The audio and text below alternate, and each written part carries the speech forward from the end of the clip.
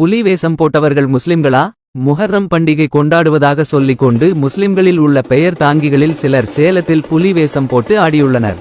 எங்க ஏரியால ட்ரம் சத்தத்தோட ஒரு கூட்டமா போனாங்க. சரி எங்க போறாங்க பின்னாடி போய் பார்த்தா முஸ்லிம்ஸ் மட்டும் நிறைய பேர் இருந்தாங்க. லைட் செட்டிங்லாம் பண்ணியிருந்தாங்க. சரி என்னமா பண்ண போறீங்கன்னு அப்படின்னு ஒரு அம்மா கிட்ட கேட்டு அவங்க என்ன சொன்னாங்க, நாளைக்கு முகரம்லப்பா, அதனால தான்ப்பா நெருப்பு மரிக்க வந்திருக்கோம், சாமி கும்பிட போறோம்ப்பா அப்படின்னாங்க. சரி எத்தனை மணிக்குமா மெரிப்பின்னு கேட்டதுக்கு நைட்டு 2 ஆயிடும் பாய். சரி ஒவ்வொரு ஆளா போங்க, ஒரு 10 பேர் கூட இல்லை அதனால சொல்லிட்டு அவங்க வழக்கப்படி வந்து அந்த காலில் பால்லாம் ஊற்றி அபிஷேகம் பண்ணிட்டு அப்புறமா அவர் சுற்றி வந்தாரு. அப்புறமா ஒருத்தர் ரொம்ப பக்தி முக்கி போய் கையிலலாம் நெருப்பு எடுத்துட்டாரு.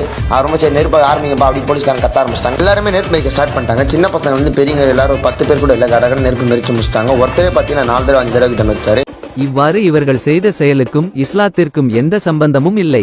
திருக்குரானில் இறைவன் சொன்ன செய்திகளும் நபிகளார் காட்டி தந்த வழிமுறைகளும் தான் இஸ்லாம் ஆகும்.